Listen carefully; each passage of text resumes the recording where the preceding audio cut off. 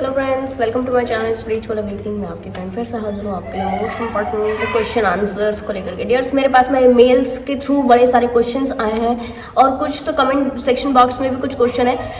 आपके और भी कोई क्वेश्चन है तो आप मुझे छोड़ दीजिए। अभी मैं मेल्स के कुछ इंपॉर्टेंट क्वेश्चन ले रही हूँ और इसमें कुछ कमेंट्स के भी एक दो क्वेश्चन होंगे।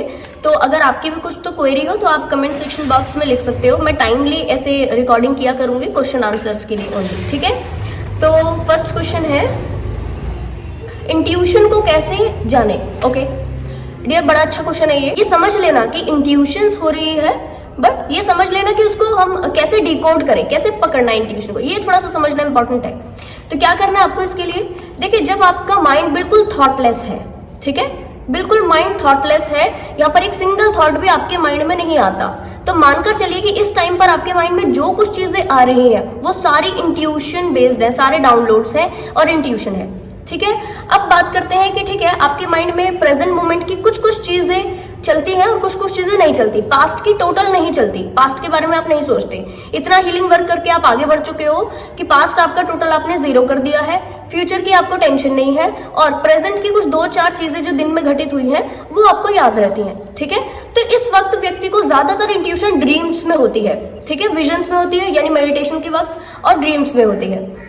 अब इस टाइम पर क्या है कि जो व्यक्ति ने 3D की एनर्जी को रिसीव किया है वो भी नजर आती है, ठीक है, ड्रीम्स या विजन में, और जो व्यक्ति का इंट्यूशन आया है उसको इंडिविजुअली वो भी चीजें आती हैं। अच्छा, तो सुबह उठकर, जब आप सुबह उठोगे, अगर ये ड्रीम में हुआ है तो सुबह उठकर आपको बस वो सिनेरियो याद होगा जो स्पेसिफिक आपके इंट्यूशन से लिंक करता हुआ होगा, ठीक है।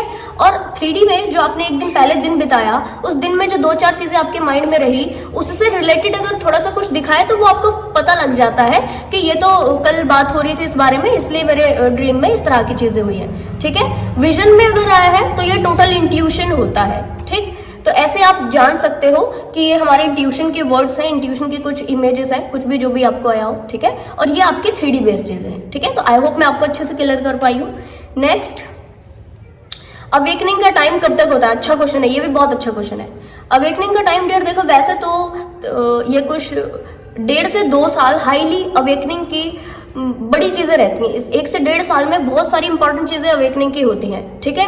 डार्क नाइट का टाइम जो है वो थोड़ा सा 1.5-2 साल का, हाईली 2.5 साल का होता है, ज्यादा नहीं होता, ठीक है, अगर अच्छे से कोई स्पिरिचुअल हीलिंग वर्क करने वाला व्यक्ति हो तो। वरना तो जो सोल्स बहुत धीरे धीरे स्लो आगे बढ़ती है ना अपनी लाइफ में, मानकर चलिए कि उनका अवेकनिंग का टाइम भी बहुत ज्यादा हो जाता है और डार्क नाइट का टाइम भी इतना ज्यादा हो जाता है, 10 साल भी लग जाते हैं, 20 साल भी लग जाते हैं, लंबा समय बस डार्क नाइट में ही बिताते हैं। रीजन, अवेयरनेस के साथ में अपनी चीजों के ऊपर डायरेक्ट काम नहीं किया।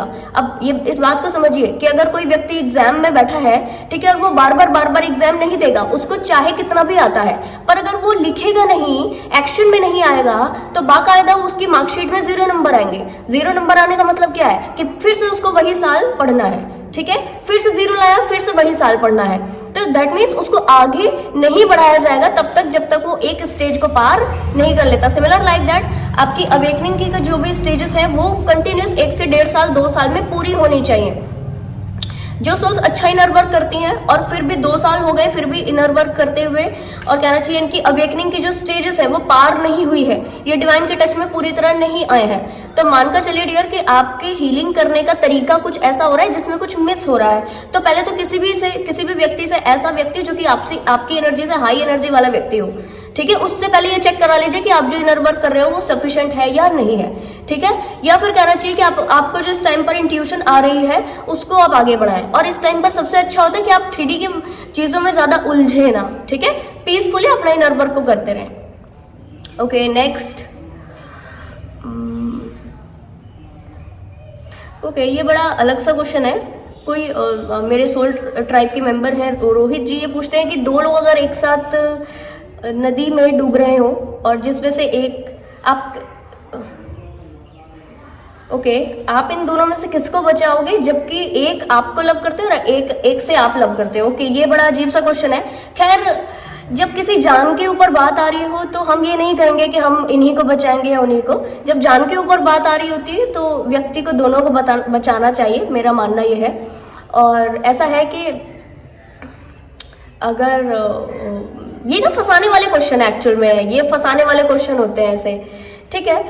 तो अगर आप मेरी बात कहें तो मैं उस व्यक्ति को बचाऊंगी जो पास होंगे। ऐसा तो इस क्वेश्चन में ऐसा तो कंडीशन नहीं है कि एक व्यक्ति, ये दोनों व्यक्ति एक जगह, ठीक है, एक ही डायरेक्शन, एक ही दूरी पर मुझसे, एक ही दूरी पर डूब रहे हैं, ऐसा कोई कंडीशन नहीं है। तो बाकायदा जो व्यक्ति को बचाना मेरे लिए आसान होगा, जो व्यक्ति पास होगा ताकि मैं उसको बचा सकूं, तो मैं उसको जरूर से बचाने की कोशिश करूंगी ताकि उसकी मदद से दूसरे को बचा लिया जाए। पर एक चीज है कि ये लोग दोनों एक साथ क्यों डूबने गए, ये भी एक बड़ी बात है ना। कार्मिक लोगों का साथ कब छूटेगा और कार्मिक साइकिल कब खत्म होंगे, ठीक है।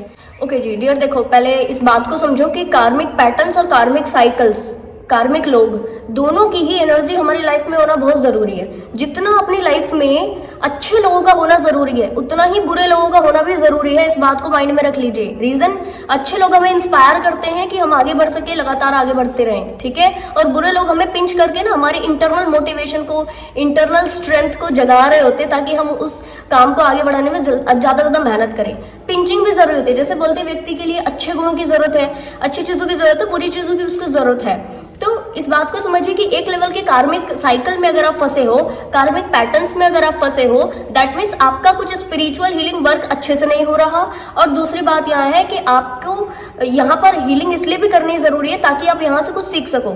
एक टाइम बाद व्यक्ति अपने कार्मिक सोल कॉन्ट्रैक्ट से सोलमेट सोल कॉन्ट्रैक्ट में टैप कर जाता है। तो इसकी टैपिंग के दौरान भी व्यक्ति को ऐसा ही लगता है कि वो अपने कार्मिक साइकिल से गंदा वाला डील कर रहा है, ठीक है। तो ये कब तक चलते हैं?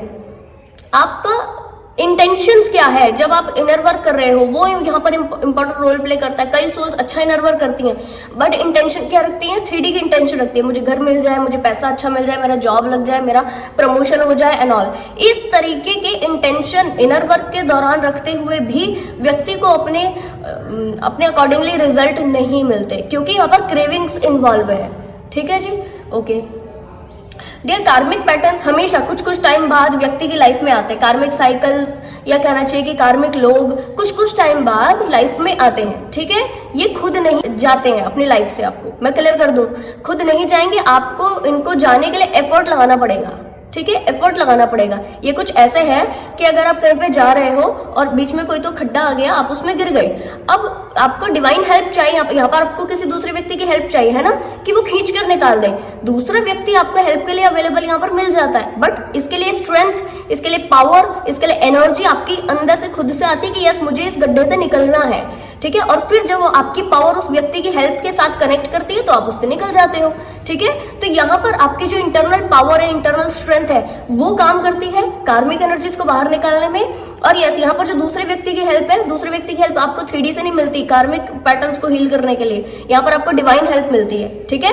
तो ये व्यक्ति आपको रिलीज नहीं होंगे आपसे, आपको खुद एफर्ट लगाना पड़ेगा इस व्यक्ति से दूर हो जाने के लिए, इन साइकिल को ब्रेक करने के लिए, ठीक है।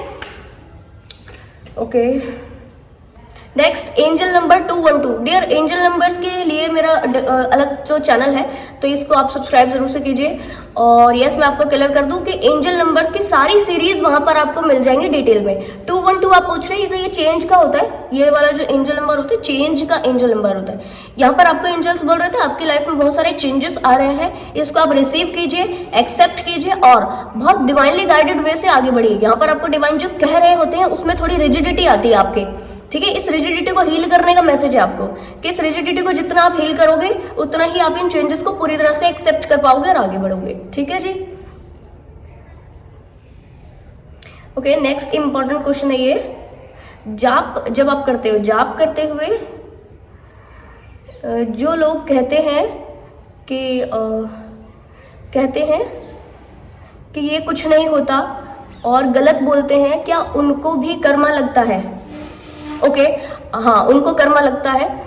इनको नहीं मालूम कि ये क्या बोल रहे होते हैं एक्चुअल में, ठीक है, क्योंकि इनकी 3D कॉन्शियसनेस के थ्रू ये वर्ड्स का प्रोजेक्शन करते हैं। ये बस बोल रहे होते हैं, इनको ये नहीं मालूम कि ये क्या बोल रहे होते हैं। आपको जाप कर रहे हो, आप मेडिटेशन कर रहे हो, हीलिंग कर रहे हो, कुछ भी कर रहे हो, सामने से 3D के लोग आपको अलग सा एनर्जी प्रोजेक्ट कर रहे हैं, कुछ तो गलत बोल रहे हैं, मानकर चलिए इनको कर्मा लगता है, बाकायदा कर्मा लगता है, ठीक है। अच्छा, दूसरी चीज, जब आप यहाँ से हिलते नहीं हो, अब एक चीज है कि अगर आप इनकी एनर्जी से हिल गए, इन्होंने कुछ बुरा बोला और आप हट गए, हीलिंग वर्क छोड़ दिया, नहीं किया, या छुप के कर रहे हो, तो आपकी स्ट्रेंथ नहीं बढ़ती। आपकी स्ट्रेंथ कैसे बढ़ती है कि आप बिना रुके, बिना हिले, बिना परेशान हुए लगातार अपने स्पिरिचुअल हीलिंग वर्क करते जा रहे हो, ठीक है, और ये चीजें बढ़ती जा रही हैं, अंदर से आपकी चीजें बढ़ती जा रही हैं। जितनी चीजें बढ़ती जाएंगी उतनी ही आपकी जो कहना चाहिए ग्रोथ है वो होती जाती है और उतना ही आप लगातार आगे बढ़ते जाते हो, ठीक है। कर्मा लगता है बाकायदा इनको, और ये कब हिट करता है? ये तब हिट करता है जब आप एक अबंडेंट वाले साइकिल में टैप कर जाते हो और ये व्यक्ति के कुछ इंपॉर्टेंट टास्क होने रहते हैं, तब ये अटक जाता है। एक चीज और है डियर, इस टाइम पर जब आप हीलिंग कर रहे हो और दूसरे लोगों से ऐसे अजीब से शब्द सुनने मिल रहे हैं, मानकर चलिए उस वक्त आपके मुंह से भी कुछ ऐसी सी एनर्जी, यानी गुस्से से, कुछ ऐसी भावना से आप भी कुछ गलत बोल देते हो। ये सभी के साथ में होता है। क्लियर कर दूं कि अगर आपने यहाँ पर कुछ गलत शब्दों का इस्तेमाल किया, ठीक है, तो बाकायदा कर्मा आपको भी लगता है। तो ये नहीं सोचे कभी भी कि उसी व्यक्ति को बस कर्मा लगेगा, आपको भी कर्मा लगेगा अगर तो आपने वहां पर गुस्से से कोई शब्द किया। हमेशा ध्यान दीजिए, जब आप स्पिरिचुअल हीलिंग वर्क कर रहे हो, कुछ भी कर रहे हो, कोई व्यक्ति कुछ भी कहता रहे, आपको किसी व्यक्ति की नेगेटिव एनर्जी असरात नहीं करती, ये रियलिटी है, ठीक है। और डीएफ होते हो, इनर वर्क करते हो, तो कौन सी नेगेटिव एनर्जी आपके ऊपर असरात कर जाएगी? नहीं कर सकती, ठीक है। बट फिर भी आप इस तरह के चीजों को माइंड में लेकर आके उस व्यक्ति को रेसिप्रोकेट करते हुए उस व्यक्ति को कहना चाहिए कि नेगेटिव एनर्जी से नवाजते हो, आप उसको गुस्से में कुछ भी बोलते हो, अरे तुम्हें क्या पता कि हम क्या कर रहे हैं, नॉल, ये सब, ठीक है, और फिर खुद ही नेगेटिविटीज में पहुंच जाते हो। इससे क्या होता है? इससे जिस टाइम पर आपके चक्रा की कंप्लीट हीलिंग होनी होती है, आपकी कुछ सोल ज्यादा इवॉल्व करने वाली होती है, और बिल्कुल सेम टाइम पर आपकी जो चीजें वो स्टक होती हैं। कुछ लोग कहते हैं हमने 10 साल 20 साल इनर वर्क किया, हमारा चक्रा हील हुआ, बीच में रुक गया, फिर उसमें कोई हीलिंग के सेंसेशन हमें फील ही नहीं हो रहे। क्यों फील नहीं हो रहे? क्योंकि वो स्टक हो गया, एक लेवल की ग्रोथ पाई, उसके बाद स्टक हो गया।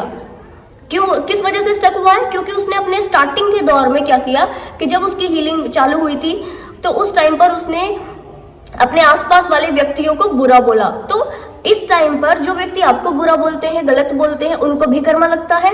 और अगर आप किसी को बुरा बोलते हो, किसी ने आपको बोला और आपने उसके आंसर में गलत चीज बोल दी, तो भी आपको भी कर्मा लगता है, ठीक है। तो यहाँ पर बहुत ही वाइज हो जाएं अपने लिए। नेक्स्ट, ओके, जर्नी में नहीं है ऐसा फील होता है, इंट्यूशन नहीं है ऐसा फील होता है। ओके डियर, ये बड़ा इंपॉर्टेंट क्वेश्चन है।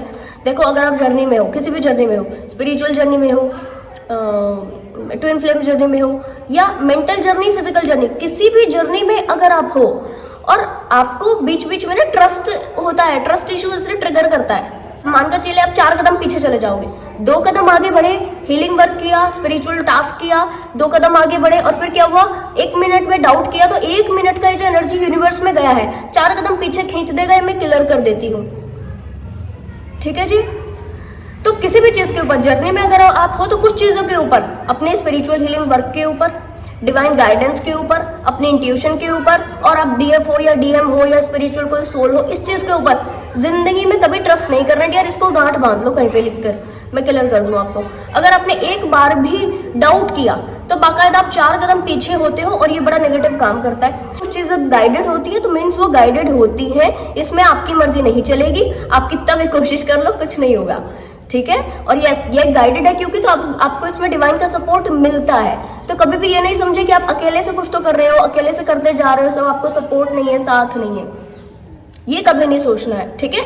तो कुछ चीजों के ऊपर बिल्कुल ट्रस्ट करके ऐसे आगे बढ़ते रहना। एक आप जर्नी में हो, आप डीएफ हो या डीएम हो, जिससे भी आपने कंफर्म कराया या खुद से आपको कंफर्म हुआ हो, कंफर्म हो गया, उसके बाद डाउट नहीं करना, ठीक है।